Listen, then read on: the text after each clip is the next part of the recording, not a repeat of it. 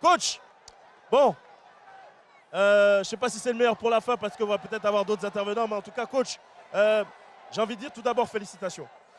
Mais ce que j'aimerais vous te demander, c'est, je t'ai vu t'agiter pas mal sur le banc et j'ai senti que sur la première période, tu n'étais pas content de ton équipe. Qu'est-ce qui a manqué à ton équipe sur la première période? Non, j'étais content parce qu'on a fait ce qu'on a préparé toute la semaine. C'est-à-dire, on savait qu'ils allaient jouer bloc bas, on savait qu'on allait avoir le ballon, nous on voulait vite aller chez eux et à la perte du ballon, vite récupérer, ne pas leur laisser le temps de nous contrer parce que c'est une équipe qui va vite devant. On l'a fait. Après, ce qui nous a manqué, c'est surtout dans les 30 derniers mètres. Les dernières passes, les centres, on manquait de présence aussi devant le but. C'est pour ça qu'on a voulu faire entrer un attaquant en plus quand on a sorti un milieu. Et maintenant, j'étais content, j'étais satisfait de la première mi-temps, il ne me manquait que le but. Mais on savait que si on continuait à pousser, ça allait venir et on a été récompensé. Cet attaquant justement qui a fait la différence, c'est Jean-Philippe Crasso. Je sais que par le passé, c'est peut-être aussi, il y a eu le manque de temps de jeu en club, mais je sais que tu étais très exigeant aussi avec lui. Il y a peut-être des efforts qu'il ne faisait pas forcément. Qu'est-ce qu'il fallait qu'il rectifie, qui lui a permis d'être là aujourd'hui? Et qu'est-ce qui t'a plu dans son entrée? Jean-Philippe, c'est quelqu'un, il a besoin d'être bien physiquement pour être performant sur le terrain. Là, il a eu une saison passée compliquée, il ne jouait pas beaucoup. Il a perdu le rythme. Comme c'est un diesel, il a besoin de jeu. Là, il est reparti au Paris FC. Il a fait une bonne prépa. Et il a commencé le championnat tranquillement, mais il avait besoin de reprendre le rythme. Là, on l'a suivi les 3 journées. La 3e journée, il a marqué un super but. Donc on a senti qu'il était mieux. Quand il y a eu le forfait de Seb, on s'est dit, bah, on va rappeler Jean-Philippe parce qu'il est bien. Et quand il est bien, on sait qu'il peut beaucoup nous apporter.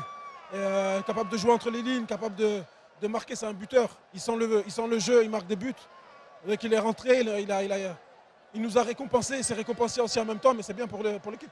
Tu es un peu l'artisan d'une révolution aussi, les jeunes qui arrivent, Amad Diallo, Simon Adingra, Béni Traoré, Mao Dorgelès. On arrive à peut-être un carrefour où il y a comme une révolution dans cette équipe et un changement de génération. Ces petits jeunes-là, qu'est-ce que tu leur dis justement pour qu'ils puissent apporter leur pierre à l'édifice dans une équipe quand même qui est championne d'Afrique?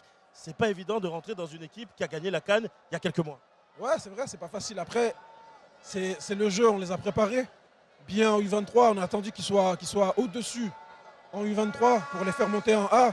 Pour moi, c'est le chemin logique. Donc, à partir de là, il faut continuer à être performant en club. Ils l'ont été. Après, il faut qu'il y ait de la place aussi parce qu'il y a du monde. Mais il y a eu de la place. Et moi, je leur ai dit en venant, les gars, vous avez votre opportunité.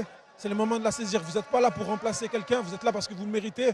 Et si vous êtes performant et bon, que ce soit aux entraînements en match, bah vous allez rester là et vous allez amener cette concurrence et vous allez nous faire, nous, les coachs, réfléchir pour les prochaines listes. Donc moi, je suis content parce qu'ils sont arrivés sans complexe. Ils s'entraînent très, très bien tout en respectant les anciens. Et franchement, le mélange entre les anciens comme Nika, comme Franck, qui les ont pris sous leur aile et ces jeunes-là qui arrivent et qui sont sans complexe, qui apportent de la fraîcheur et qui apportent aussi de la concurrence.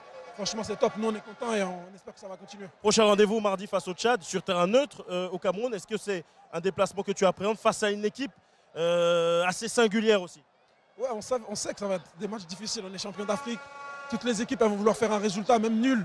Donc, ils vont nous attendre derrière, comme la Zambie ce soir. Donc, on s'attend à la même chose. Je pense qu'ils vont jouer à 5. Ils vont nous attendre, mais un peu, ça nous arrange parce que nous, on aime avoir le ballon. On aime préparer, se mettre en situation pour trouver nos attaquants dans des 1 contre 1 parce qu'ils sont forts dans ça. Donc on va s'adapter. Après le terrain, on verra, on va voir ce qu'on va trouver dimanche.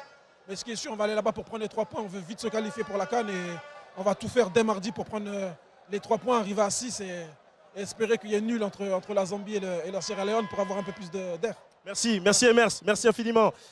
On va